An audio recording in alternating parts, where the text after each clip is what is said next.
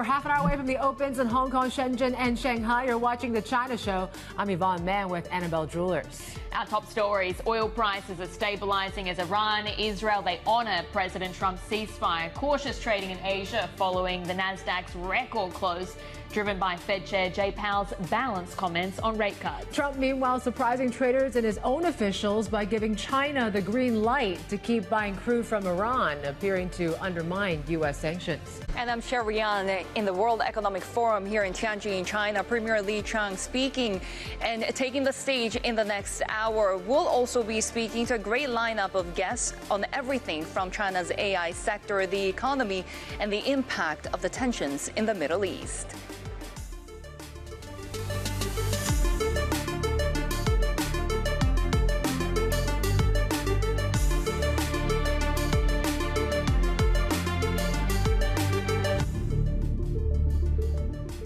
And it remains our top story here this morning, Val. It really is this ceasefire, which some have called quite shaky right now between Iran as well as in Israel. Both sides have honored what President Trump has talked about, this proposal for that 12-day ceasefire. But is it really just a pause in the conflict, or is it what Trump is talking about, a foreign policy success? Yeah, I mean, there were definitely some early breaches, and we saw President Trump coming out on social media to really warn against that happening. But I think you also need to consider the extent of the damage, and this is where it's also becoming really unclear. Yes, you've got that ceasefire holding, but really what was the impact of the US joining this? Because again, we're getting some really mixed commentary from this. You've had the IAEA, for instance, going on Fox News to say that this is something that's going to have pushed back Iran's nuclear goals or nuclear weapons goals by at least a significant amount of time, but months, years. You've got CNN and the New York Times, they're reporting on classified findings. They're saying a bit of a different story, a much shorter window. So again, just a lot of clarity, or lack of clarity rather, as we again get around 20 hours so far into the ceasefire? Yeah, so the markets at least are taking it as a go, right? And they're saying, you know, right now we're going to believe and at least stick to this Mideast truce.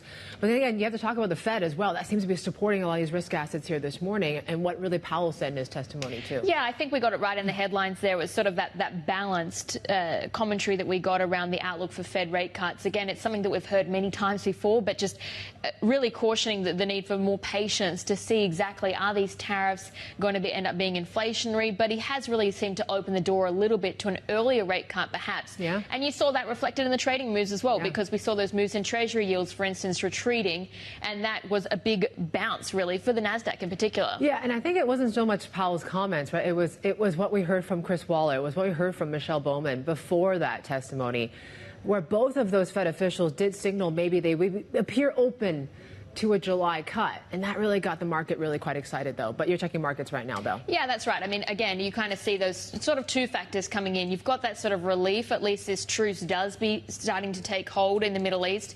And you've got this outlook for Fed rate cuts perhaps being moved a little bit more forward. So overnight, a pretty strong session on Wall Street. We saw gains for the S&P 500, for instance, the Nasdaq hitting the first record that we've seen going back to February of this year. It's a little bit more muted in the session, but still you're in positive territory. Watching oil prices as well pretty closely, because we have seen oil snapping a two-day significant drop, double-digit percentage drop today. The surprise move there, and we can get more into the details on this, is that Trump is giving China the green light to continue purchasing Iranian crude. But again, we don't really know the details of exactly how that's going to function, because it's undermining years of US sanctions on Tehran.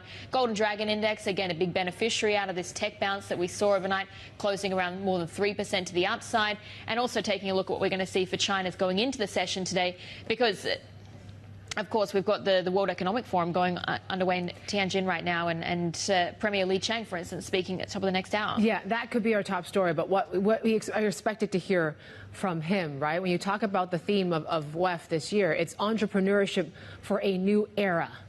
So we'll see what that all entails. Let's talk a little bit more about the Middle East. And earlier, as we mentioned, President Trump expressing frustration with both sides, using language we haven't quite heard him publicly before. I'm really unhappy if Israel's going out this morning because the one rocket that didn't land, that was shot, perhaps by mistake, that didn't land. I'm not happy about that. You know what? We basically have two countries that have been fighting so long and so hard that they don't know what the they're doing. Do you understand that? All right, let's bring our senior editor, Bill Ferries. He joins us now with the latest. Bill, obviously, the frustration from the president. Where do we stand now on this truce? Well, it does sound like, it does look like this truce is holding for now.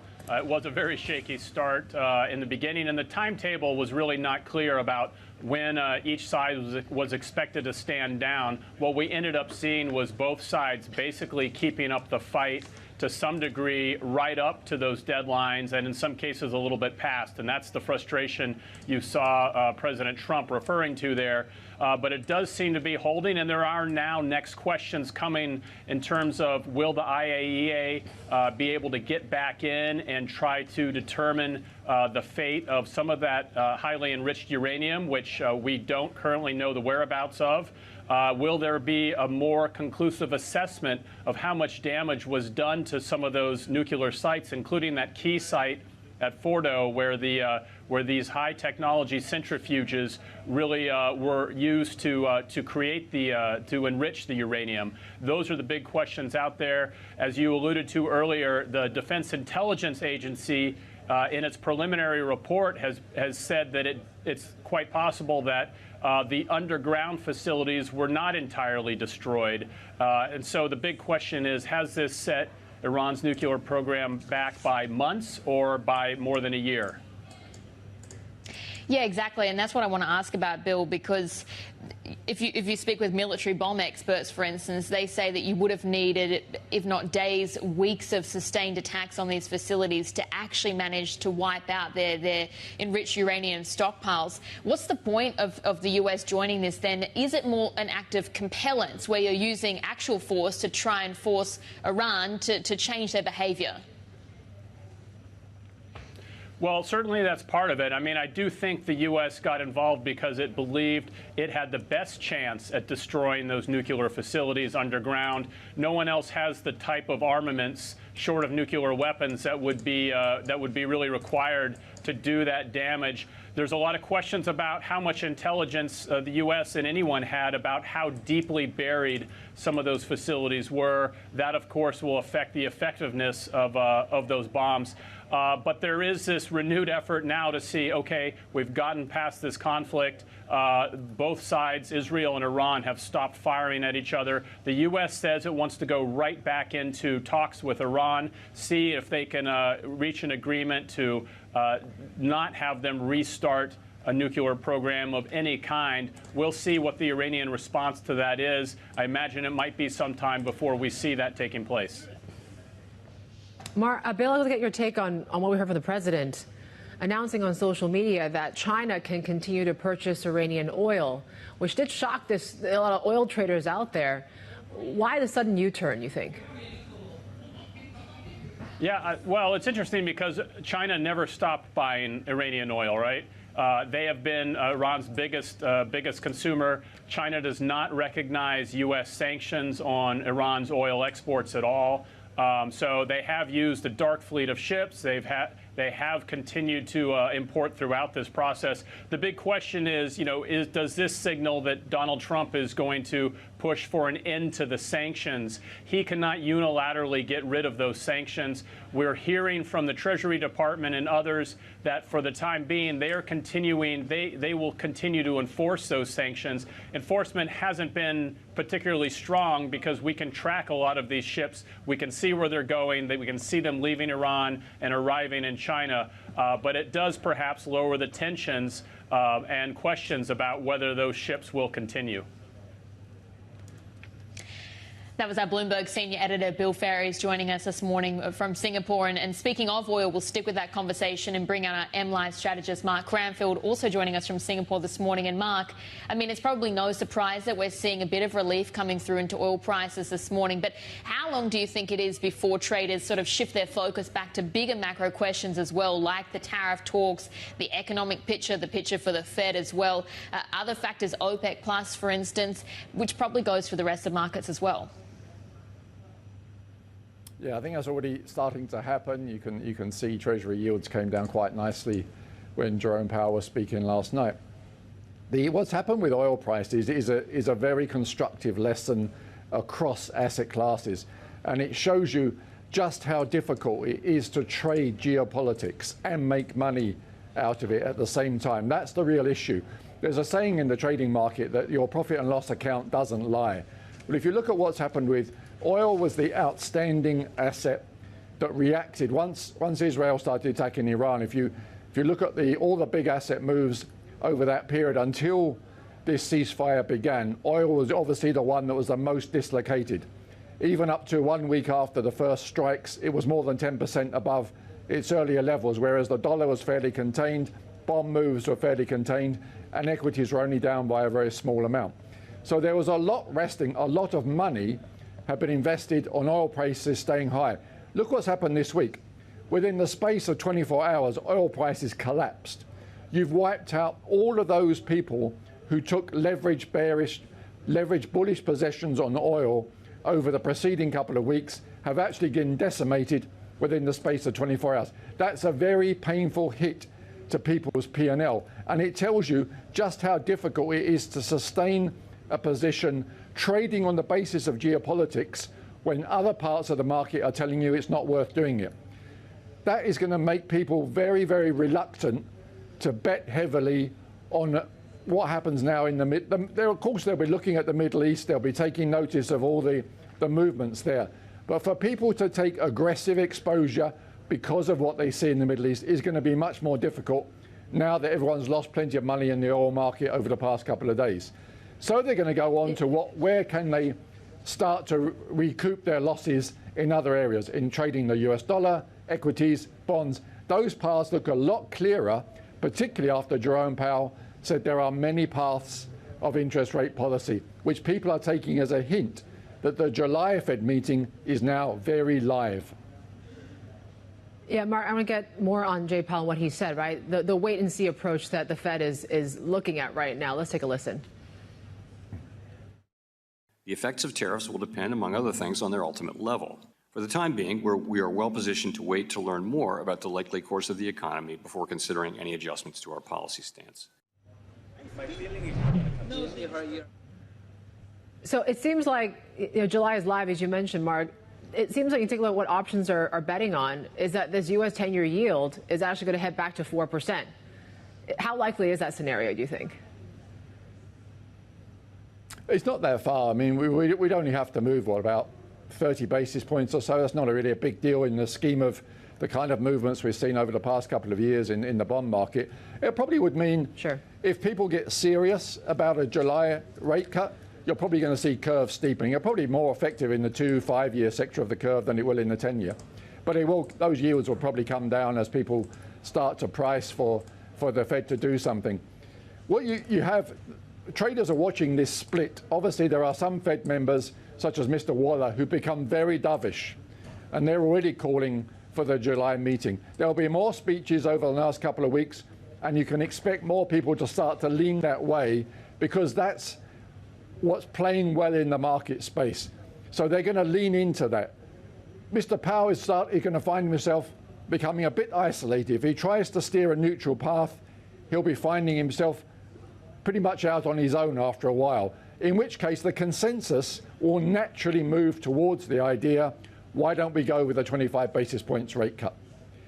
Since the market is giving us the window to do it, by the time they get to July, it may well be fully priced in, and then the Fed just has to walk over the line. Over the next couple of weeks, you can expect that pressure to continue to build. That will mean the US dollar will be more on the downside. Yields will gradually be coming down, and obviously be pretty positive for the US stock market as well. Assuming there's no major dislocation in the Middle East in terms of oil prices, particularly oil the flows being restricted, such as the Strait of Hormuz being closed, if that doesn't happen, we're probably going to be on a relatively good path between now and the Fed meeting, people generally optimistic on what to expect. Mark, just as we've been speaking, we've seen the offshore yuan strengthening to the highest level since November against the greenback. What's your prediction of where we go from here? China have been very clear. We heard specifically last week from the PBOC that a strong, stable currency is very much a part of their general game plan for inviting people back into Chinese securities, getting more money to come into onshore markets. There is no deviation in that plan whatsoever. What's helping China in their cause is the fact that the major currencies, particularly the euro, is looking pretty healthy. When the euro is good, the flip side of that is US dollar weakness. That plays into a stronger yuan. The game for the Chinese central bank appears to be let the yuan appreciate, but not as quickly as other Asian currencies. Hold it back slightly from the Korean won and other markets where they compete in the export world, but still let the yuan appreciate to some extent.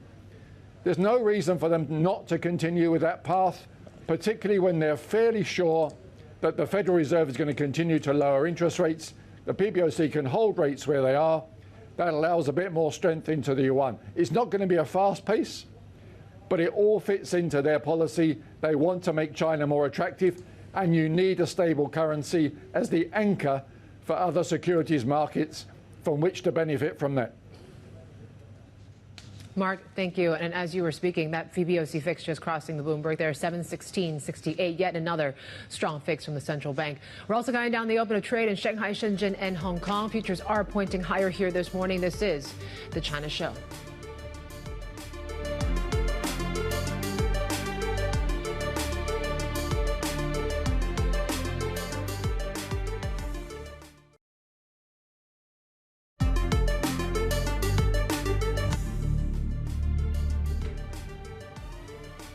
Here's your agenda for Greater China here today, and the big one is going to be Li Qiang speaking at the World Economic Forum in Tianjin, and also alongside that, we also have the AI meeting in Beijing, and our very own Has did speak with Jing Lichun there. Certainly we'll get that interview coming up. CSI 300, meanwhile, is doing quite well. We're at 1 month highs for that benchmark here right now, and Shanghai crude, we continue to watch, of course, the collapse in oil prices following the relief that we're seeing amidst this ceasefire in the Middle East, and a bond sale in Hong Kong this morning. Let's get to our top story now. Chinese Premier Li Qiang is due to address the opening plenary of the World Economic Forum meeting in Tianjin later on today. Let's get to our co-anchor, Sherry An. She is there and joins us live. Sherry, tell us a little more about what we're expecting today from the Premier's opening remarks.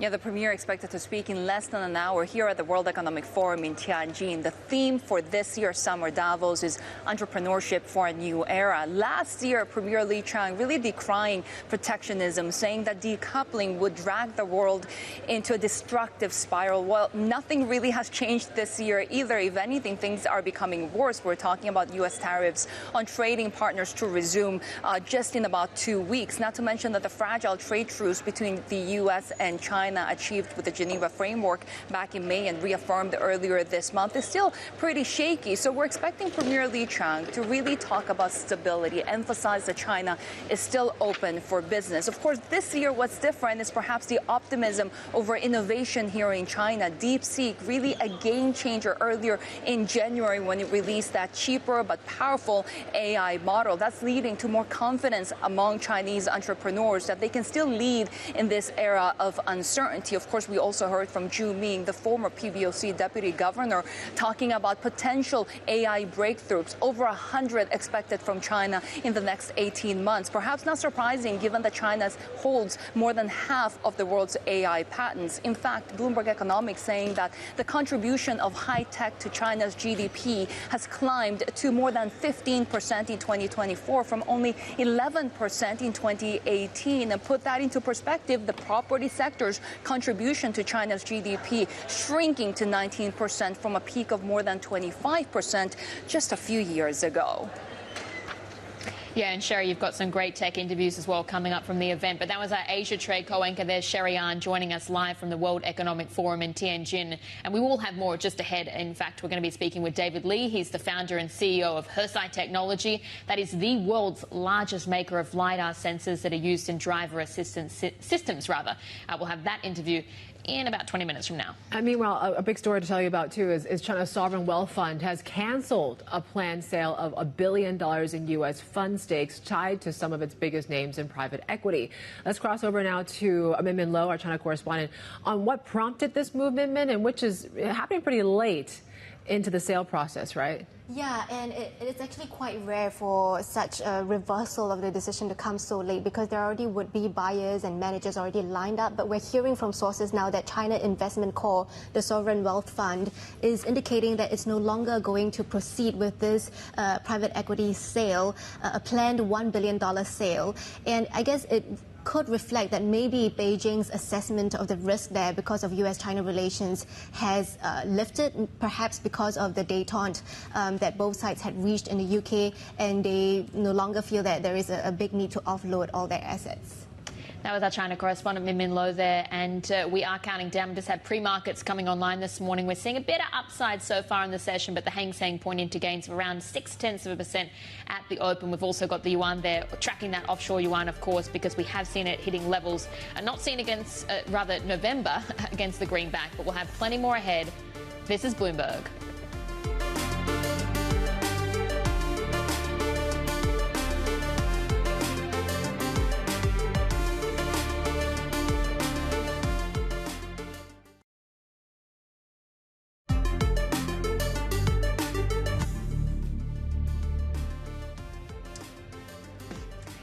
Well, we are 5 minutes away from the open so far for Chinese markets, rather Hong Kong this morning. Taking a look at what we're seeing in pre-market, it's looking relatively positive. You can see the tech index there looking like it's going to open higher. That's really tracking what we had on Wall Street overnight because the Nasdaq, for instance, hit a fresh record. First time we've seen that going back to February of this year, and really a couple of different dynamics in play. Firstly, you had Jay Powell appearing on Capitol Hill and sort of appearing to open the door for some earlier rate cuts this year. And then as well, you had this Middle East truce essentially appearing to take hold. Some of the analyst actions as well that we're taking a look at in particular, CATL is very much one of the main ones in focus today, but also Alibaba ADRs, for instance, cut to neutral. Actually, that's sort of like an e-commerce story, Alibaba and JD.com. Meituan as well. Again, maybe some concerns around the health of the Chinese consumer. Yeah, it's interesting. We'll take a look at what that means for the stocks, Alibaba and JD. We're watching very closely what happens with CATL as well. Quite a few analysts in terms of their new price targets for the stock. I've got to talk about CATL there. This one coming through from Goldman. So they're initiating a buy. Price target of 343 Hong Kong dollars. So they're talking about improvement in gross profit. And it's really been driven by this whole rebalance in the domestic battery market and stronger overseas volume growth as well. So we're up about 2% for that stock in particular here today. And we're watching these gaming stocks as well in China. So authorities granting the largest batch of monthly approvals in 3 years according to Citi. So that certainly should be a good sign for some of the gaming stocks here today.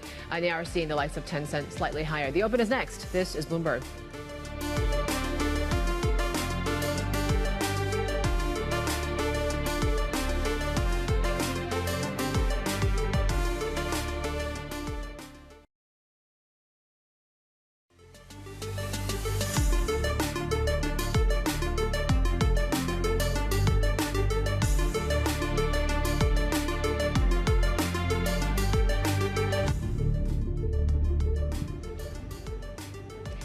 Welcome back. You're watching The China Show, and we're counting down to the open of markets this morning. We've got futures looking for a fairly muted open. Hang Seng perhaps could be a bit of an outperform in the session, but the main thing that traders are focusing on today, firstly, you've got the Middle East truce that appears to be taking hold. You've had Jay Powell as well speaking on Capitol Hill, really opening the door perhaps to some earlier rate cuts. But Yvonne, of course, you've been tracking what we've been hearing from other Fed officials. Yeah, it's Chris Waller, it's Michelle Bowman, sort of planting the idea that maybe this July cut could happen. You're starting to see the market reprice a little bit towards that, but mostly towards maybe September, where we saw more of that sort of movement when it comes to swaps and the like. So certainly, and maybe sooner than expected Fed cut is the narrative here today. That certainly is lifting a lot of the equity space in some of these risk assets here this morning. And certainly the Treasury market is responding, right? And we talked about the options market.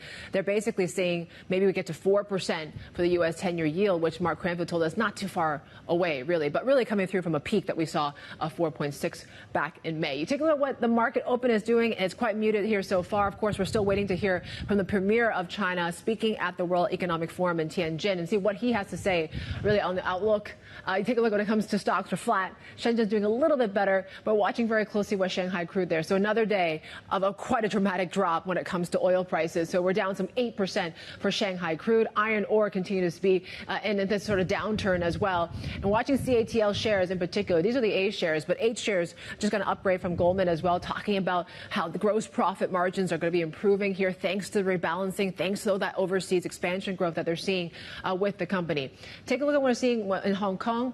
There was also that talk about the consumption space, right, where we did hear from the PBOC talking about boosting consumption through credit. That's really going to be enough to kind of revitalize the consumption story? That certainly is a big question. But here you go. Hong Kong doing a lot better than onshore here markets right now. Hang Seng is up about 0.5%. HS Tech is doing quite well. We're up 1% here as well. We talked about those gaming approvals. So one of the largest batches of approvals we've seen for some time. So we're watching the likes of Tencent. We're watching the likes of NetEase, which did get that green light. Xiaomi also been talking about a little bit of the EV space as well. And watching Alibaba JD getting upgrades from analysts here as well. We're seeing that 1% upside for both of those stocks here this morning.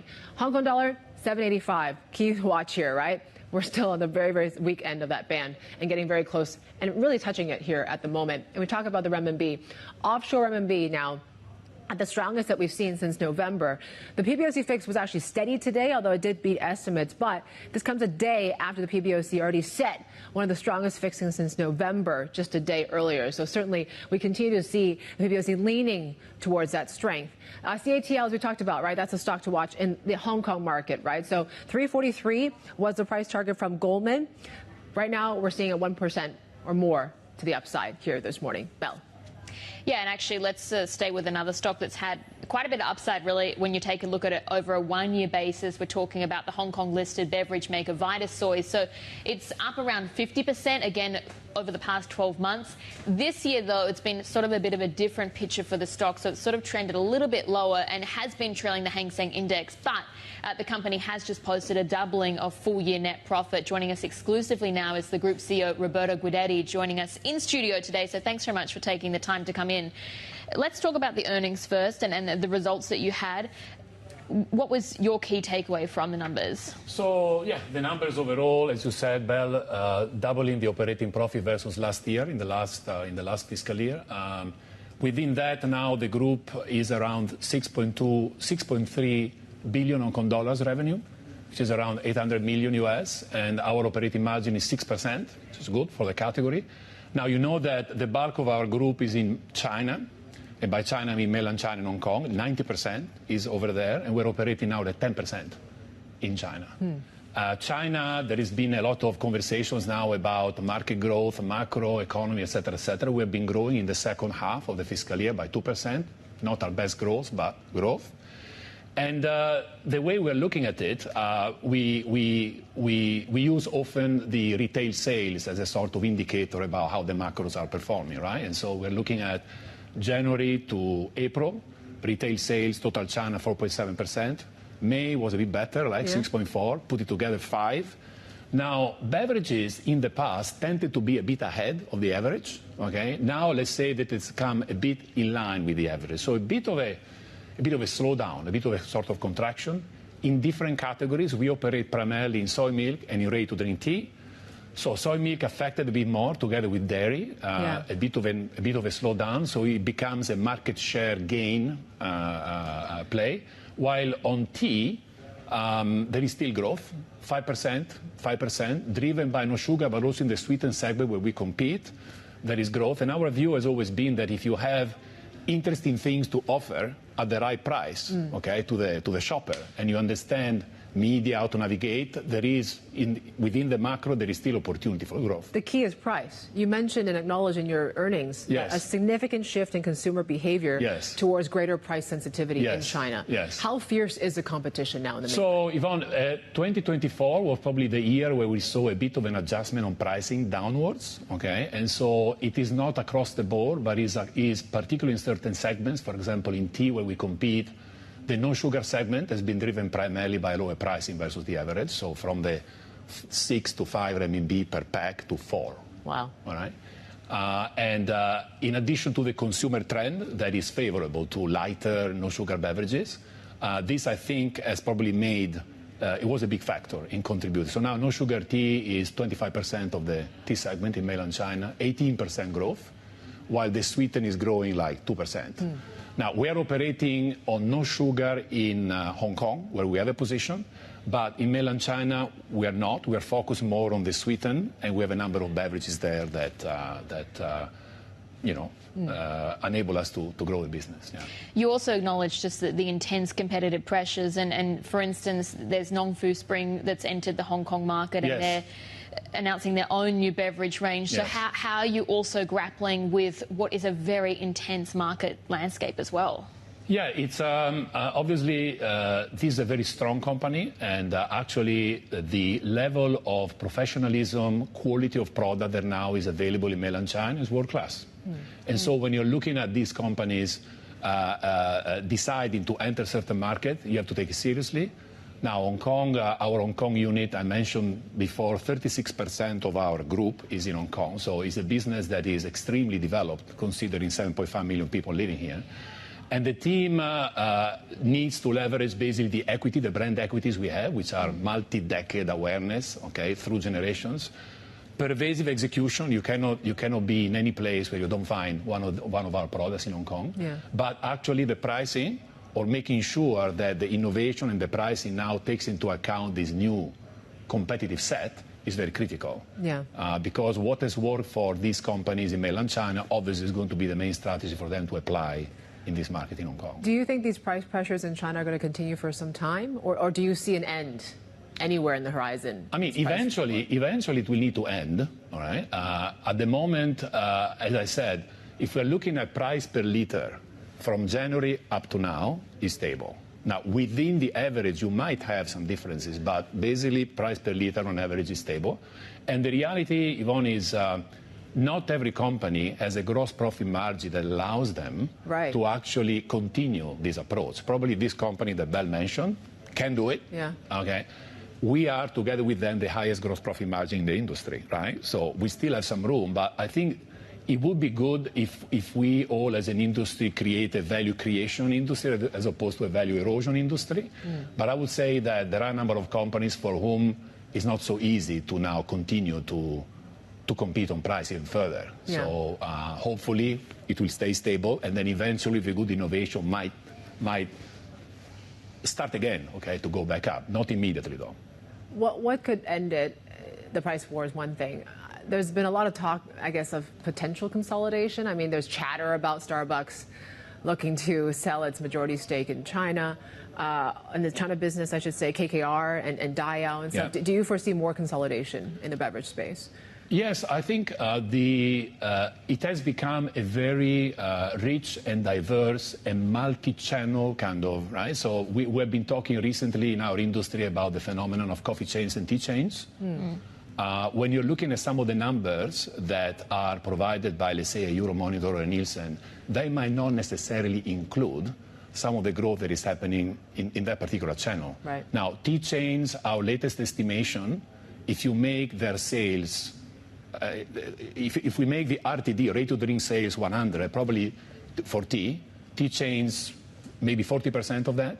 So when you're then stepping back and say, is there decline, or is it that there is a shift of the shopper to some of these options that allow customization? Right? When you are in a tea chain shop, you can have a customized beverage, and interestingly, you're willing to pay a bit more.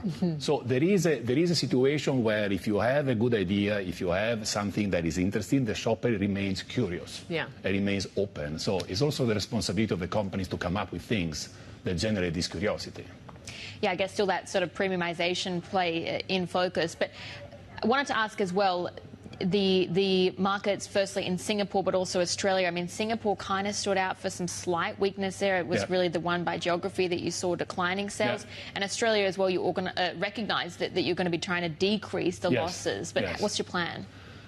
So I think the most important thing, Belle, is these are units of the group that historically and structurally has always been profitable. Okay, so it's not a situation of decades of... Now, in both cases, in our business, when you have some manufacturing disruptions, like it happened in these two markets.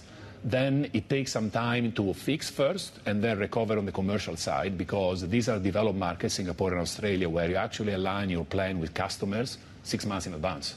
And if you cannot supply, it becomes complicated to sort of go back. Yeah. So I think that the goal for this year is certainly to have a very significant reduction of the loss, because we are very confident in the future we'll be able to return to the profitability. There is, the structural profitability of these two markets. Yeah. Roberto, before you go, we got to ask you about what sort of new products that you guys are working on. I mean, you've been talking about the low sugar peach soy milk. Yes. 鸭屎香, I mean, which basically translates as duck poop tea. Duck poop tea. But, I mean, they got to work on the marketing on that, right? Can you explain duck poop tea as well? I mean, Yes. So, okay. It's great. I love it, actually. This is a tea variety, Yeah. okay, that is coming from Chaozhou, which Yeah. is this place between Fujian province and Shantou in Guangdong, right? Yeah. Now, you can't say that maybe 10 years ago everyone knew about this, right? But what happened is that, again, tea chains starting in tea chains to actually create a bit of a word of mouth about this concept. Yeah.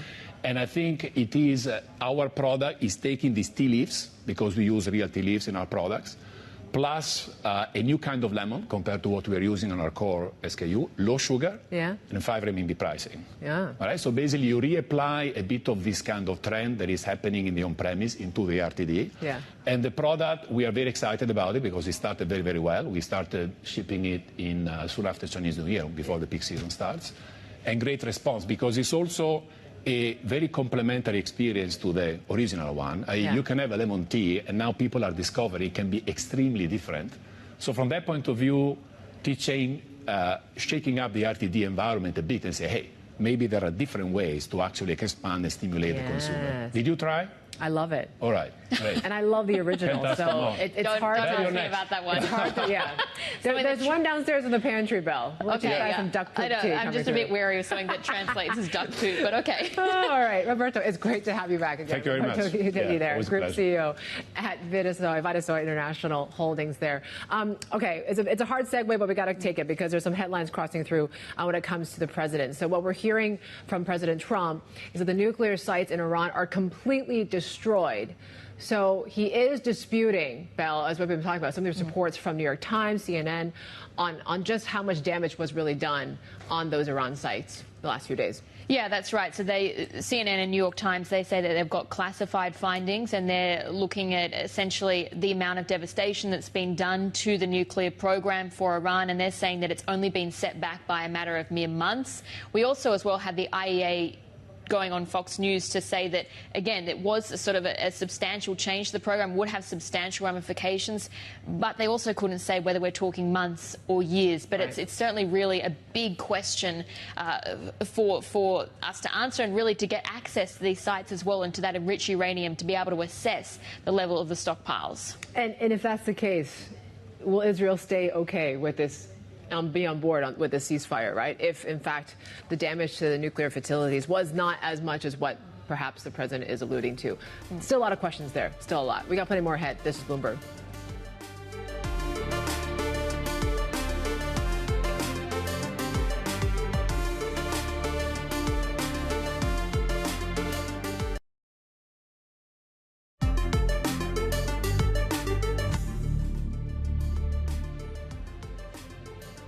Let's head back to Tianjin now, where Stephen Engel is there with our next guest. Steve, take it away. Yeah, we're going to talk a little bit about autonomy here. Obviously, EVs and humanoid robots, they all have sensors to the max, including LiDAR. EVs in China, they have LiDAR, they have radar, they have vision cameras, they have GPS, all kinds of things. This is one of the biggest makers of the LiDAR sensors. Hesai is the CEO and co-founder, David Lee. Thanks so much for joining us. Thank you for having me, Steve. What an industry to be in. Where are we right now in the eventual migration and evolution to level 4 autonomy? We're around level 3. And how is this, how are you seeing the business growing? Thank you. First of all, our LiDARs are on level 2, level 3, level 4, on all the levels. Yeah. We're not limited to the autonomous driving.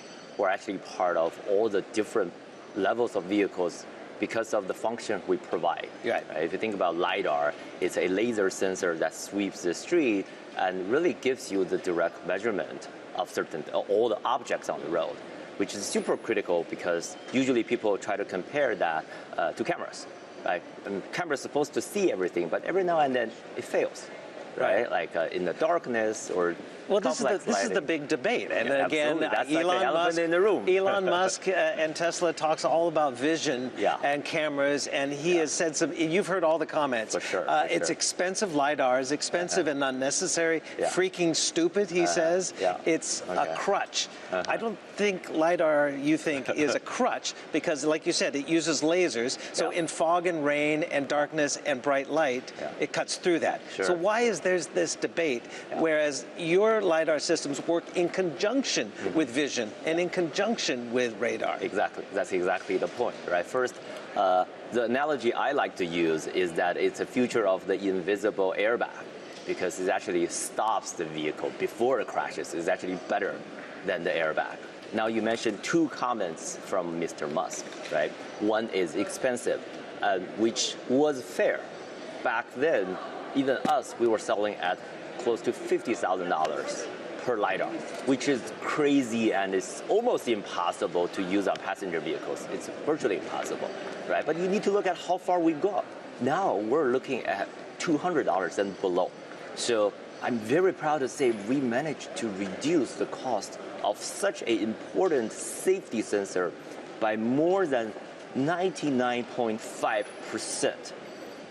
I don't know how many people can say they've done that for their own industry, but we're very proud that we bring the cost down. So that's one thing that's being changed, right? The other you also said, which is also interesting comment, is not necessary, right? Let's define necessary, right? For safety, everybody agrees that when you have 3D sensing capability, on top of the 2D sensing, it's actually safer. I think that everyone agrees. Of course, the debate is how much safer, is that worth the money? Well, we talk about money. How much safer? We used to not have the data because there was not enough LiDAR on the street and the Tesla doesn't use LiDAR. The China EV gave the answer. One of the stats I can cite now is that the founder of Li Auto, on an interview, he said, now we found that in a lot of the fatal accidents, LiDAR can save up to 90%. Right. So it is a lot safer. So you brought the cost down. What's that mean for scalability and production going forward? I understand you have an unnamed area in Southeast Asia where you'll have another factory. Can you give any details on the new factory and also what your production is going to look like? How much are you ramping up with that scalability and lower cost this year? So two things, right? One is because we bring down the cost, we call that the democratization of such a sensor. Now, it's not for the rich people or the 1%. Everyone should have one. Today in China, the vehicles with our sensors, sometimes they retail to the 100,000 RMB level, which is really an affordable car. So we're really proud we're bringing it everywhere. That's for China. Now, with that capability, we're also happy to see the top global brands are looking into that and picking us. Mercedes-Benz. We announced a European OEM who is using us for their global program. With the initials MB? BMW also, I think, is part of a program, AVM program. There are many great brands, and we're very glad and grateful that we're having a strategic relationship with one of them already, and we're talking to quite a few others. Again, I won't be able to give you the specific names, but it's one of the most respected brand. But that would be the first time a European major automaker would be using Hesai LiDAR. That's very true. So you can confirm that is true. You're just not naming who that is. That's true. And also it's a game-changing event because for us, a lot of people think about sensors, it's always about making it cheaper. But now, when you see people are using us on the premium models or the global brands, they're actually buying the higher-end model to do the level 3, and we're seeing that on the global scale. Where are you building in Southeast Asia? one of the countries. One of those countries. We will announce that. How about an IPO in Hong Kong? I know you're listed in the U.S. What about Hong Kong? That's also like one of the topics. I won't be able to give further information. Funding is okay right now, though? Or do you want to take advantage? Look, CATL just had a blockbuster IPO in Hong Kong. That's true. Does that give you confidence that Hong Kong would be a good place? I'm actually glad to see that many more tech companies, including a lot of the people in our industry, are coming to Hong Kong. So the capital market is actually seeing the growth of especially the AI and the physical AI. And one of our customers is BYD, right? A lot of people think BYD just make a lot of cars, but now you're seeing that they're using their platform A, B, they're using LiDARs. It's very exciting to see BYD is also making a lot of effort in driving the intelligent driving of the industry. David, great to see you. I want to spend more time with you talking about all these things. Absolutely. I love this technology and what's happening in China with the EVs. Definitely. I'm going to come to Shanghai and see your factories and your facilities. Thanks so much. Okay, guys, back to you.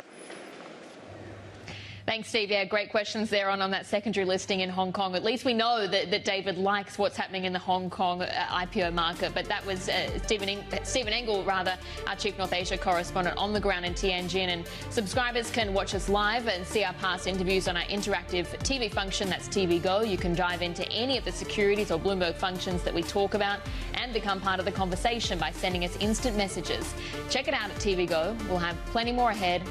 This is Bloomberg.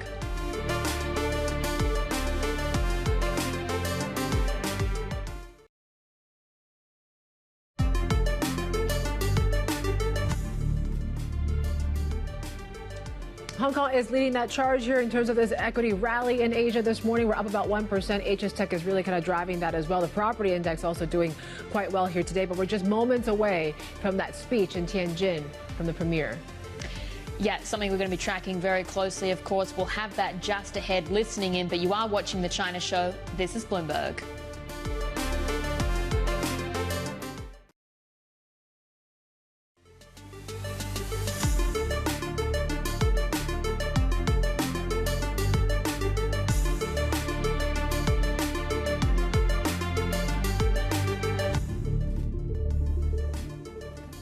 Welcome back to the China Show. Here's a look at a beautiful day in Hong Kong. It's hot and steamy, but then again, look, it looks like picturesque right now. It looks like a picturesque day when it comes to equity markets. Take a look at how Hang Seng is doing. We're extending that three-day streak here, and we're up about close to 1%. And one of the bigger movers and bigger leaders across the board in the equity space here in the region here today. And we're just moments away from what's happening in Tianjin, and the Premier Li Qiang set to speak there.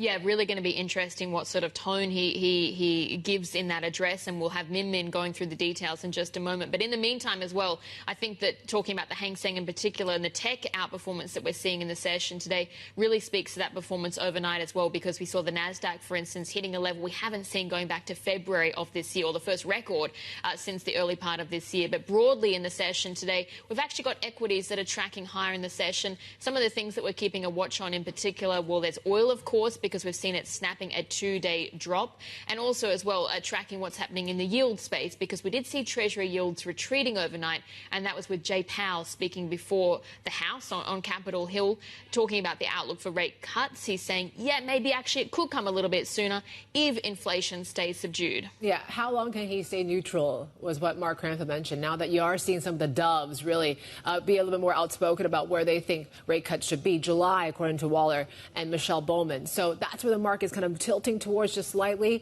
and that's why we are seeing a bit of softening in the dollar once again. As you talked about, we're snapping out of those 2 days of losses for oil prices, but Shanghai crude still continues to be a down arrow story. And then it's still about that question, right? You mentioned about the tech and the bid that we're seeing across tech here in the region. Does the relief that we're seeing in the Middle East and the ceasefire underway mean that there is more of that rotation back out of the dollar, back out of oil, back out of energy stocks, and back into the growth stocks once again? Yeah, and actually just on that topic of more of the growth picture, we're actually keeping a close watch on what's happening in the EV space this morning. This is more of a reaction to government policy because we have seen government plans to launch subsidies in counties and towns to try and boost sales from July to December of this year. So there is some modest upside. I mean, BYD looks like really the biggest gainer so far in the session. Yep, and we're watching this one big mover, the leader on the board really, is New Oriental. So this is, of course, the education firm, JP Morgan, coming out and lifting the stock from neutral to overweight. So we're seeing a 7% pop there. They're citing, look, buy after the slump, right? So we've already seen the slump, and the prospect is increased shareholder returns. So they're thinking about a more defined sort of buyback and dividend policy coming through after finishing that buyback program in May. So there you go. There with New Oriental this morning. Yeah, and as you said, really what's going to be the top story of this hour, at least, very closely tracked, is what we get from Chinese Premier Li Qiang. He's attending the opening plenary. He's about to deliver a speech at the Summer Davos in Tianjin, and I think actually we've got a feed of the stage, so we know that he could be about to address the audience. But our China correspondent, Min Min Lo, is joining us now for a preview. So, Min Min, what exactly were you expecting to hear today? Yeah, Premier Li Qiang, 1 year ago at this time, he was in Dalian for the Summer Davos as well. And he talked about the risk of decoupling and how that would derail the global economy. And 1 year later, that theme still rings true because a lot of things have changed, but some things haven't. We have a new president, we have new wars breaking out, but when it comes to the trade picture, perhaps it's even worse than before because of the universal tariffs that President Trump has been trying to impose and the global trade rebalancing there. So Premier Li Qiang likely to home in once again on the benefits of this, what they're calling win-win cooperation, abandoning the zero-sum mentality there. So that's the external sort of global trade picture. He's likely also to spend some time reassuring the global public on the trajectory of the Chinese economy and the health of it, just to reassure the public that it's been resilient, that the government is doing what it can to address some of the weaknesses, including boosting domestic demand. We got the news today about, the EV subsidies, stopping the decline in the property sector, and also pumping in money into R&D to drive high-tech innovation. And that is one of the areas where there's been a lot of optimism with, the former deputy governor of the PBOC yesterday saying that there could be over 100 DeepSeek-related software that could be coming out within the next 18 months. And then, of course, there is geopolitics as well. We have the Middle East conflict that's been dominating headlines. So maybe Premier Li Qiang might also talk a little bit about that, calling for cool heads to prevail and to use dialogue as a way to resolve these conflicts. You mentioned about tariffs. We have to get back to that discussion because I think we just reached the halfway mark of when that truce ends, right, for China and the U.S. What are we expected to hear? How China is prepared, maybe, in terms of tariffs? Yeah, I mean, of course, both sides will be wanting, at least the Chinese side will be wanting to de-escalate. Already we're seeing a bit of these moves that are taking place. So recently, for example, China had listed 2 additional fentanyl-related ingredients under its restricted substance list. So some effort from China to try to do more to meet some of the U.S. demands there. But I think at some level, China understands that some of these external risks are beyond their control. So a lot of the focus is also on focusing on the domestic economy, continuing to de-risk, especially when it comes to reliance on U.S. technology. And I think, the key thing that China really wants, when it comes to rebalancing trade, is that it wants to buy the things that it wants to buy. So basically the chips, the high-tech exports, and that is where China is also pumping a lot of money to try to drive its own innovation on those fronts. So what sort of tone do you think we could get then on that push for self-reliancy? Yeah, I mean, China has already, talked a lot about high-quality development and putting money into, all of these sectors to boost R&D. And right now, there has been a lot of the tech competition that is showing up, especially in the AI front. And China has been very public about some of its milestones, right? It's holding all these humanoid sort of robot marathons. And I guess the tone here, it'll be interesting to watch how harsh I guess Li Qiang would be when he mentions the U.S., especially when it comes to recent moves in geopolitics as well. China has strongly criticized the U.S. when it comes to meddling in the Middle Eastern war and how it's setting a very bad example for the rest of the world by using force to resolve a conflict instead of using dialogue or other means. So whether he kind of soften his tone by, using veiled references to the United States, or whether he takes a very strong stance to criticize the U.S., I think that gives us a sense of the atmosphere that China is setting up for negotiations in the coming months. All right, Min Min, thank you for setting up preview for us. Min Min Lo, our China correspondent. We got plenty more ahead. This is Bloomberg.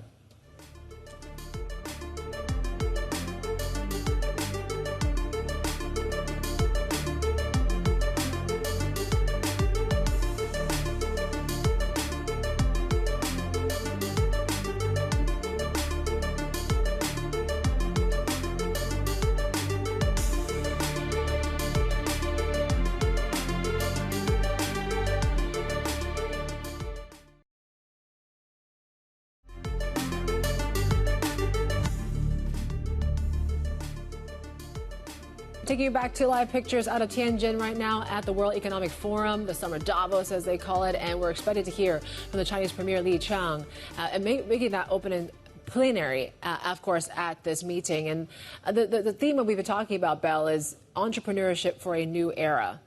Last year, he talked a lot about decrying protectionism and the like. This seems to be more of shining a more positive light, and really coming at a time when you're starting to see the importance of the private sector being recognized, but a lot of authorities out there, and really maybe the need, given at a time when the economy is still sort of, I guess you could say, not really coming robust in some ways, that they're needing the private sector to come back to support. Yeah, there's the certainly economy. points of weakness in the property sector. There's points of weakness on the consumption side as well. But I think what's really interesting, and to your point around technological innovation, is really how the private sector has come to the fore this year in China. You had the DeepSeek moment to start the year. Yeah. You had that very public embrace as well by President Xi Jinping, but also some of the comments that have been coming out of WEF, for instance. We heard from Zhu Min, for instance, who was previously deputy governor at the PBOC, and he's saying, you know what, there could be 100 or more than 100 deep seeks still yet to be discovered in China. And we spoke with Goldman Sachs' Sifu just last week about her report about the comeback of POEs, right? The continuing AI and technological breakthroughs that you're seeing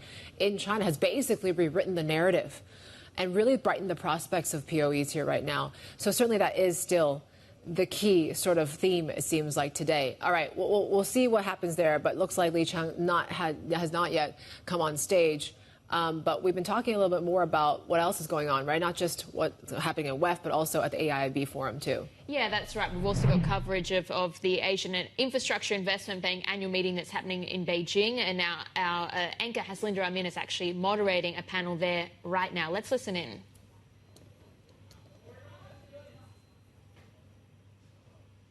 Okay, looks like we're not sitting in, but it'd be interesting, right? Because Has did speak with the AIIB president, Jin Lichun, talking about free trade. It still remains the strongest defense against rising tariffs. In that exclusive interview in Beijing, here's more from Jin.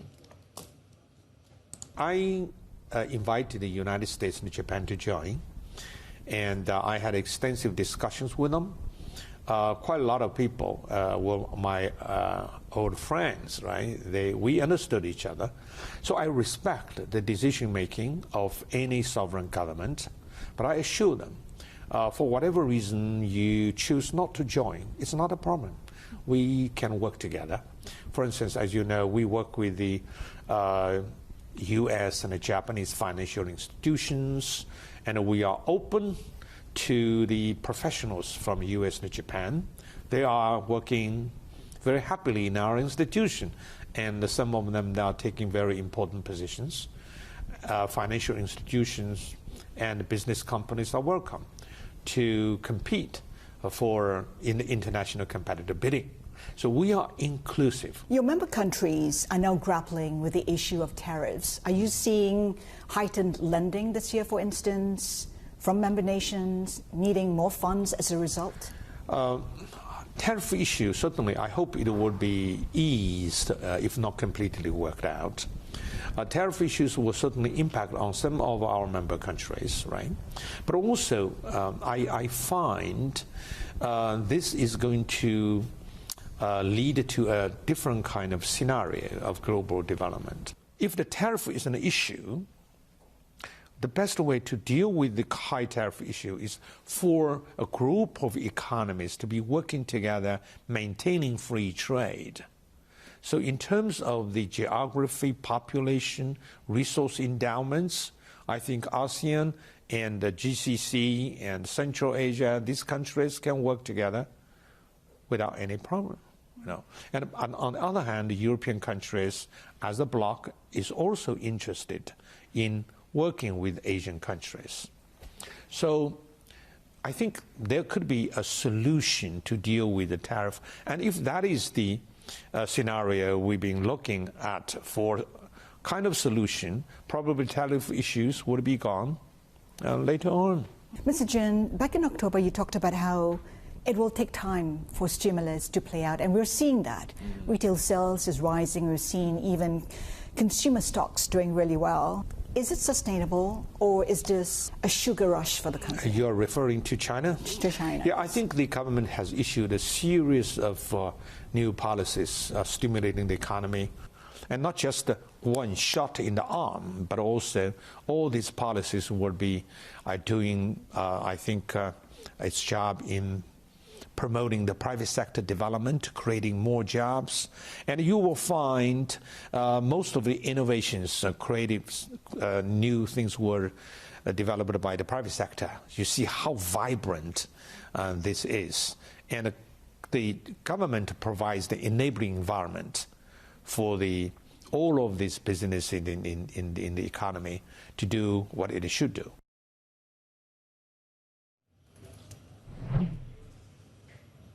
That was the AIIB president, speaking at their annual meeting in Beijing with Bloomberg's Haslinda Amin, an exclusive interview as well. But coming up on Bloomberg Insight later this morning, we'll have more coverage from that annual meeting in Beijing. Haslinda Amin will be sitting down for an exclusive interview with the ASEAN Plus 3 Macroeconomic Research Office to unpack what exactly is hindering Asia's trade integration. We'll have plenty more ahead. This is Bloomberg.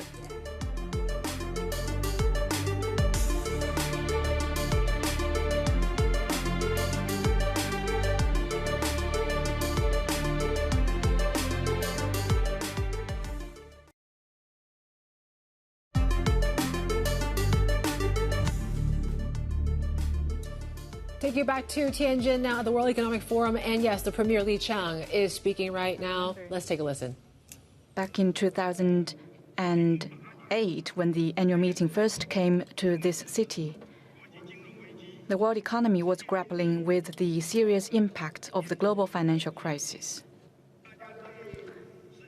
People felt disoriented and anxious, not knowing whether the world economy could emerge from the difficult situation and where it was heading. I would say that history often rhymes to many's surprise. Today, the world economy and international economic and trade cooperation are confronted with new difficulties and challenges. As President Xi Jinping noted, global development is now at a critical crossroads.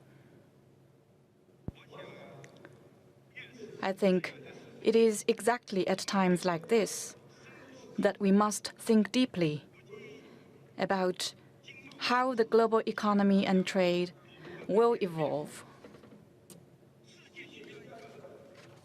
What kind of economic and trade order our world needs, and how we should strengthen cooperation and tackle challenges to promote common development and prosperity. Here, I wish to take this opportunity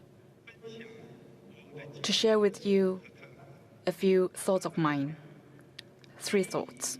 My first point is that the current international economic and trade landscape is undergoing profound changes. Due to factors including geopolitics, technological advancement, and economic structure, the global economic and trade landscape is going through deep transformations and adjustments, all happening at a staggering speed and scale. This requires us to look beyond the complex and intricate dynamics and grasp the underlying trends and characteristics of these changes. As I see it, we need to pay particular attention to the following.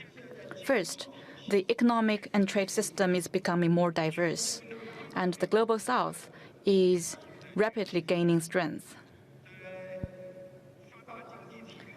While trade is weakening in developed economies, which represents the overall trend, Global South countries, which account for about 70% of the global population, are emerging as a vibrant market. There are a few numbers that I would like to share with you. Since 2000, trade in goods of developing countries has grown by 4.6 times in the past over 20 years. much faster than that of developed economies, and its share of global trade has increased from 30% in 2000 to 45%. In a context of rapid upward growth. As such, developing countries have increasingly become the main growth drivers of global growth. Second, trade is slowing down in traditional sectors, but growing in emerging sectors. The road to trade recovery has not been smooth over the past years, and international trade structure is also going through adjustments. I look at data from last year. In 2024, global trade in goods grew by a mere 2%, while trade in services expanded by 8.8% and contributed to 60% of total increase in global trade. In addition, the various technologies are advancing rapidly, which has pushed the frontiers of trade, leading to robust growth in digital trade and green trade. By 2024, the global exports of digital services had doubled in the past 10 years. Third observation is global mechanisms are facing challenges and regional collaboration is growing. We have seen substantial increase in protectionist measures and growing economic and trade frictions across the world. Data shows that in 2024, there were over 1,200 discriminatory trade barriers globally.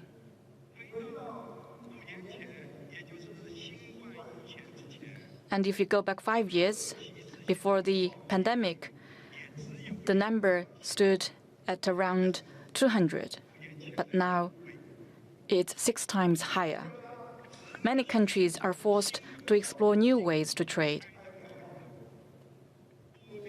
resulting in the continuous increase of bilateral and unilateral economic and trade arrangements.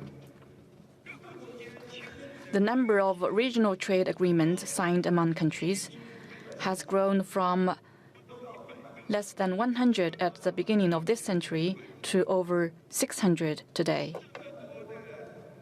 With so many bilateral and unilateral and regional arrangements and agreements, in terms of global trade growth, what are the pros and cons? Are they good things or not? That demands our deep consideration, and we will see in the future. Fourth, cross-border investment is fluctuating and declining, and the risk of fragmentation in industrial supply chains is on the rise. The growing number of restrictive policies on foreign investment worldwide, compounded by trade tensions, has prompted multinational corporations to be more prudent in investment decision-making. Global cross-border investment has seen negative growth for the 3 consecutive years, down by around 40% in 2024 from the historical peak. Some countries and regions have interfered with market activities in the name of de-risking, forcing adjustments in the international division of labor. The trends of friendshoring, nearshoring, and onshoring in industrial supply chains are strengthening, leading to more redundant construction and reduced efficiency of the economy. From these shifts, we can see that in the evolution of the international economic and trade landscape, there are both destructive factors that keep creating shocks and impacts, but we should also see that there are some positive forces that seek to counter the risks of instability and uncertainty by building consensus and strengthening connectivity. A deeper examination reveals that division and disruption often originate from short-sighted calculations, whereas positive and proactive actions are driven by long-term considerations. We will not and shall not return to closed-off and isolated islands. What we need are more bridges of win-win cooperation. That's the first point I wish to share here. My second point is, as the landscape shifts in international economic and trade cooperation, constructive actions are needed more than ever. I believe changes and transformation are often accompanied by restructuring and reshaping. The world economy of tomorrow will not be a simple repetition of stories of the past. That said, no one can alter the overriding trend of history or the law of the objective world. Economic globalization will not be reversed. It will only carve out a new path, forge ahead amid twists and turns, and achieve an upward spiral.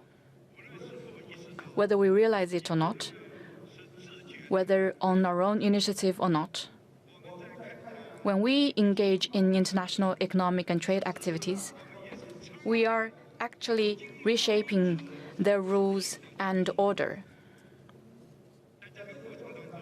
In this process, we should keep to the right path and follow the overall trend, demonstrate wisdom and a sense of responsibility, and adopt a positive attitude and take constructive actions. Adopting a positive attitude means we should always keep to the right direction when growing the global economy and international trade, and firmly embrace a universally beneficial and inclusive economic globalization. Taking constructive actions means we should take more practical steps proactively to safeguard free trade and multilateralism and ensure the stable growth of the world economy. Specifically, I think that mainly includes the following three aspects. First, we should resolve differences and disagreements through equal consultation.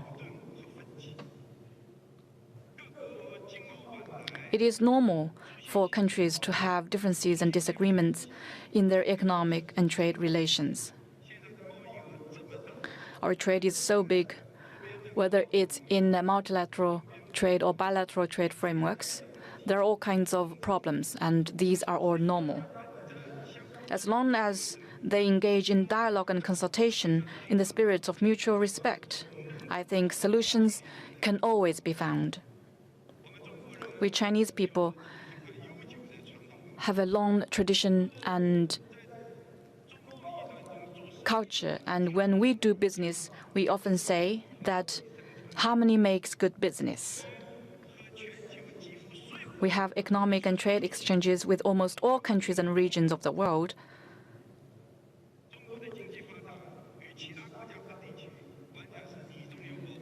I think that is to say, you are in me, I am in you. We treat all our partners as equals, regardless of any differences in size, system, or culture. And we work with them to manage disagreements and expand consensus through dialogue and consultation in line with WTO principles. This year, China and 32 other countries jointly established the International Organization for Mediation in China's Hong Kong, which is a new initiative that seeks to use the wisdom of the East in resolving international disputes. China is ready to make persistent efforts with all countries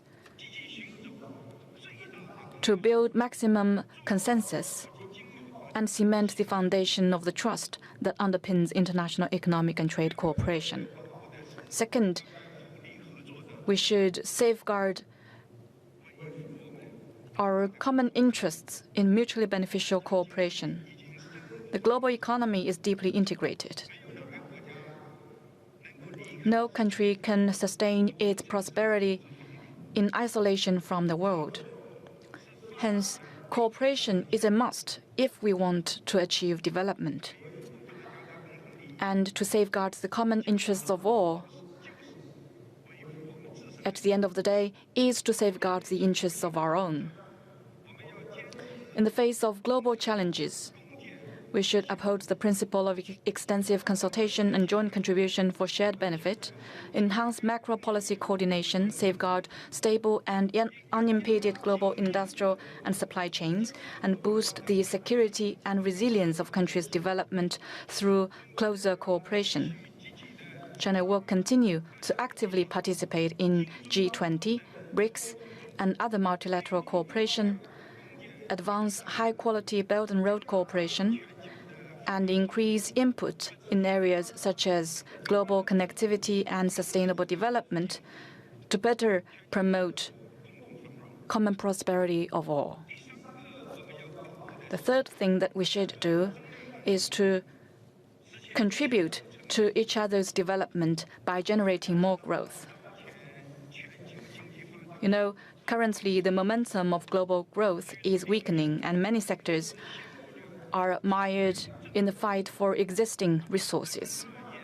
I'm afraid this is an important cause of the many problems we are seeing today. People are fighting for existing resources rather than expanding or adding more resources. To address this problem, should we choose a zero-sum approach and expand our own interests at the expense of others, or should we opt for win-win cooperation and make the pie bigger through openness and sharing? The answer is self-evident. When international economy and trade is facing headwinds, what we need to do is not resorting to the law of the jungle where the strong prey on the weak, but enabling each other's success through win-win cooperation. China has achieved great successes by committing itself to opening up, and going forward, China will open its door still wider to the world. We will further integrate and connect with the global market, step up industrial collaboration with other countries, and actively share the fruits of our own development to deliver greater benefits to the world.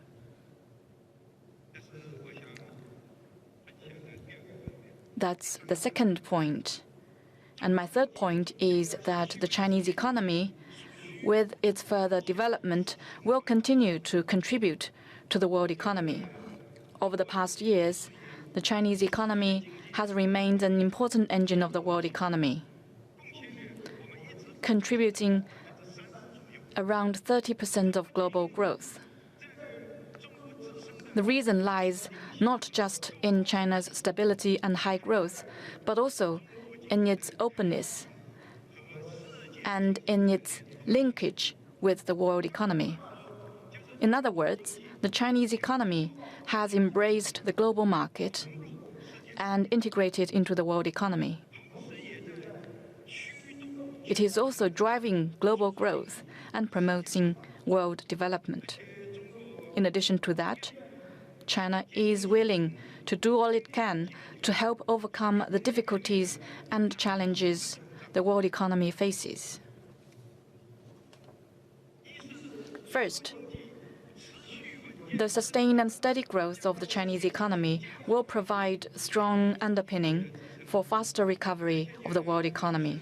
Over the past years, no matter how the external environment evolves, the Chinese economy has always maintained a positive development momentum. This year, against notably stronger shocks from outside,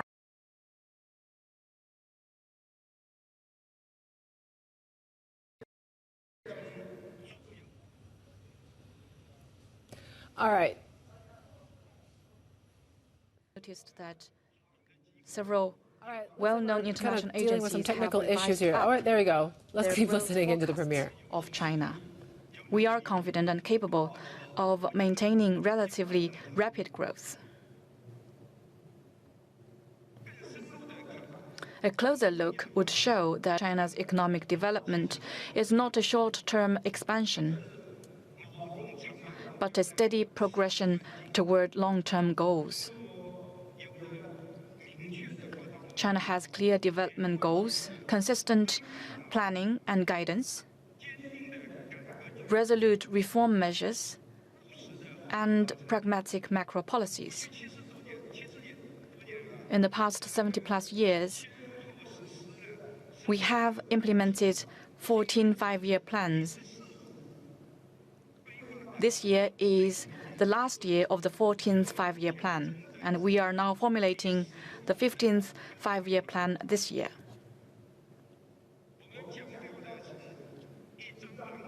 Our blueprints, once drawn, will be seen through to the end.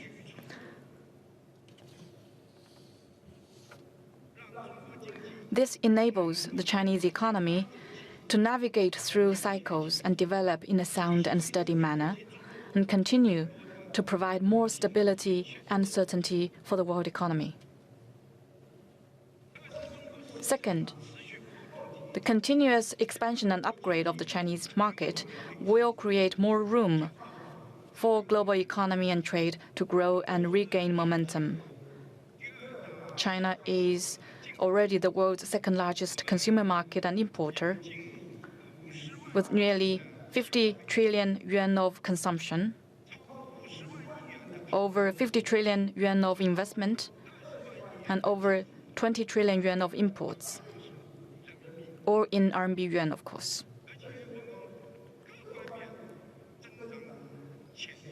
Not to mention huge growth potential across the board.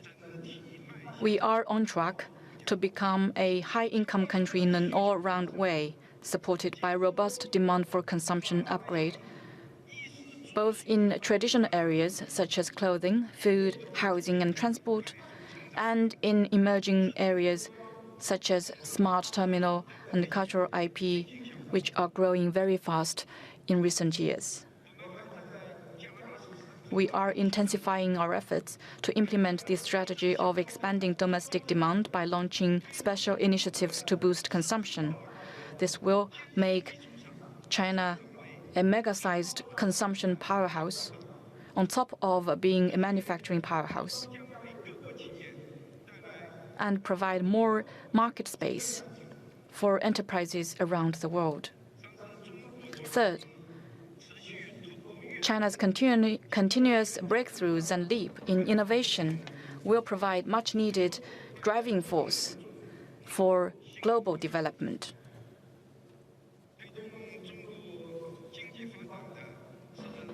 China's economy has been fueled by a constant pursuit of innovation and progress. For years, China has taken science and technology as its primary productive force and blazed a successful path whereby sci-tech innovation spearheads industrial innovation and industrial upgrade propels sci-tech evolution. In China today, high-speed railways traverse numerous mountains and rivers. Electric vehicles are serving millions of households, and artificial intelligence is empowering thousands of industries. In areas such as green energy and advanced manufacturing, Chinese technology now leads the world. And most notably, China's innovation is open and open source. We are willing to share indigenous technologies and innovation scenarios with the world and support international collaboration in research, development, application, and popularization in order to advance innovation-driven development in all countries through openness and cooperation. Ladies and gentlemen, friends, in the development of global economy and trade, entrepreneurs shoulder an important mission and play a critical role. The theme of this annual meeting, Entrepreneurship for a New Era, is highly relevant. I always believe that in human society, entrepreneurs are a group of people with exceptional talent who assume the important role of organizer of production and operation and the driver of social progress in various countries. In particular, in the vast market economy, entrepreneurs with their extraordinary insight, creativity, and ability to execute can organize various resource elements and transform them into real productivity, turn the uncertainty of changes in the market into the certainty of market success, and dare to blaze new trails for economic and social development. Together, they represent a unique and powerful force. Such entrepreneurs and such entrepreneurship are particularly invaluable as today's world economy grapples with all the changes and urgently needs a way out and forward. And they deserve to be respected, cherished, and supported. The new era requires entrepreneurs to play bigger roles, assume greater responsibilities, and add more new dimensions to entrepreneurship. I encourage you to do more things for the greater good. I hope you will always follow the laws of the market, do what is right, champion openness and cooperation, uphold economic globalization, oppose decoupling and severing of supply chains, and call on all sides not to turn trade into a political or security issue. I encourage you to do more things to break new grounds. I hope you will seize the opportunities of the new round of sci-tech revolution and industrial transformation, break free from temporary difficulties or obstacles, consolidate innovation resources in a broader scope with a long-term perspective, and unlock new promising areas in economic growth. I encourage you to do more things for win-win results. I wish you will embrace each other's development with an open and inclusive mind, share resources, draw on each other's strengths, promote market integration and mutual empowerment, and achieve common growth. The Chinese government will, as always, encourage and support entrepreneurs in their undertakings and endeavors, and continue to foster a market-oriented, world-class business environment governed by a sound legal framework. With arms wide open, we warmly welcome enterprises from around the world to invest in China, deepen your roots in China, develop alongside China, and work with us for a better future. To conclude, I wish this annual meeting a full success. Thank you.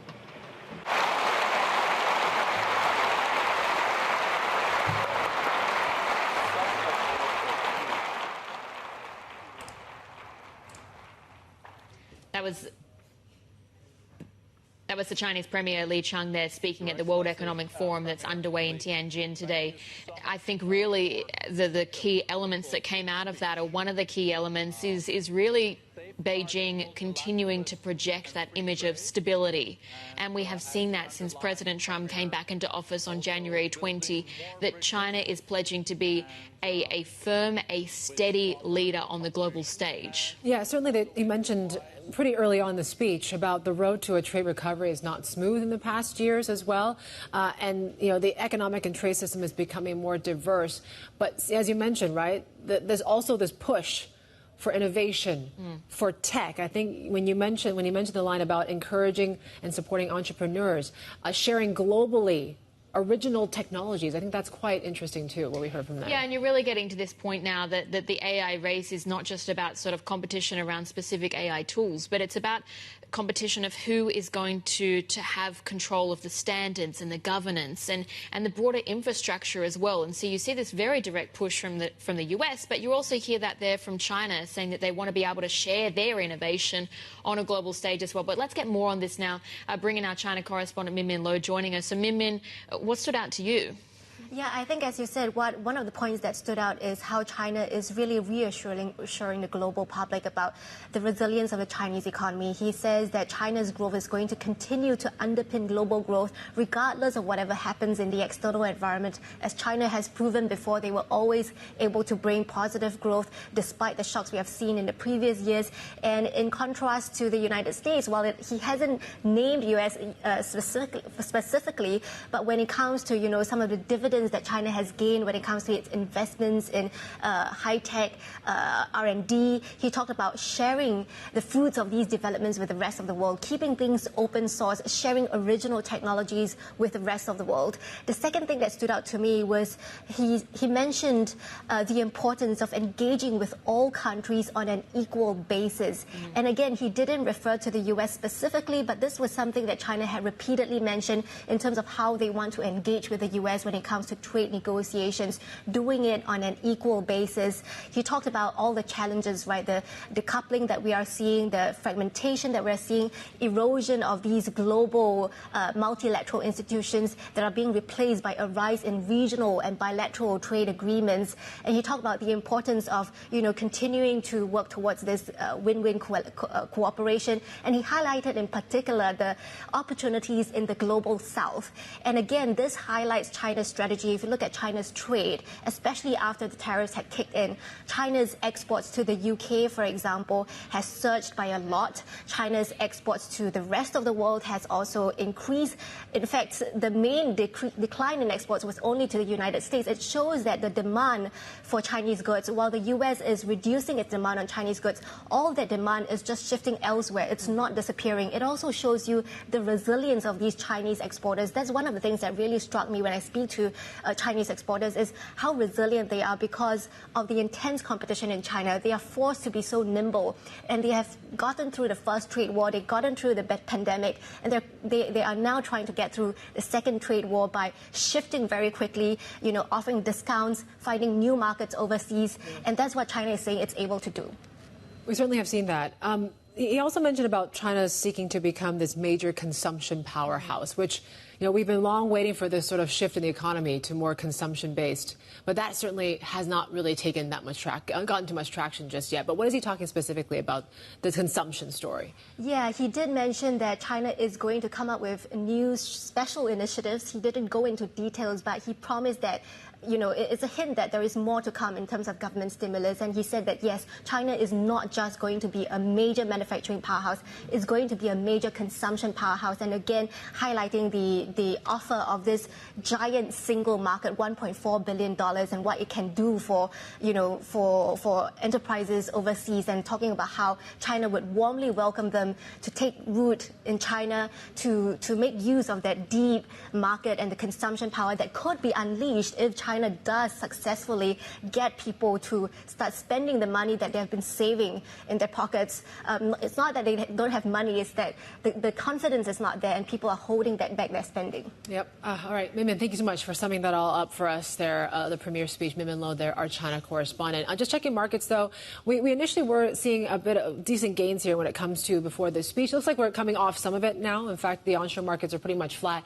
Hang Seng, we're coming off that. We're just about 150 points to the upside for the Hang Seng here this morning. Tech, though, still coming off as well there. But certainly there's a lot of positivity when it came to what Lee mentioned about the private sector, the tech sector, and really this whole use of supporting entrepreneurs as well. Certainly does help when it comes to the whole tech space as well. Yeah, and just drawing your attention to some lines that have dropped or come across the terminal in the last few minutes. Andrew Cuomo has conceded in the New York City Mayor Democratic Party race. He's actually conceded to his upstart rival, Zohran Mamdani, in the Democratic primary. This was the race, of course, to become the next mayor of New York City. So he's addressed his supporters, saying that tonight was not their night, but he did want to applaud, essentially, the people that had worked on his campaign for running one that was really smart, really good, very impactful. But again, not enough, of course, to convince voters, as he has conceded again to his upstart rival, who really has just risen out of relative obscurity in recent weeks. But we'll leave you there with that. This is one of the most trending stories in the terminal last few minutes. Plenty more ahead. This is Bloomberg.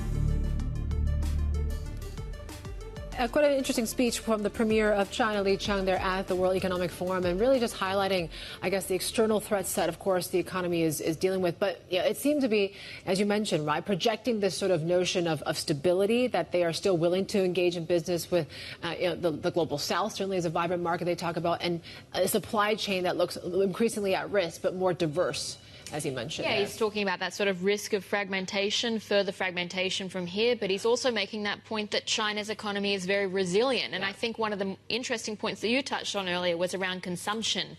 And we have heard this before, of course, from China numerous times, but still that continued vow to really restart that engine of domestic consumption in the Chinese economy, make that really a key pillar. But, I mean, innovation, of course, stood out as well. Yep, innovation, the need, he mentioned to really step up the support when it comes to entrepreneurs and really when it comes to the sharing of original technologies, right? They're willing to share that globally.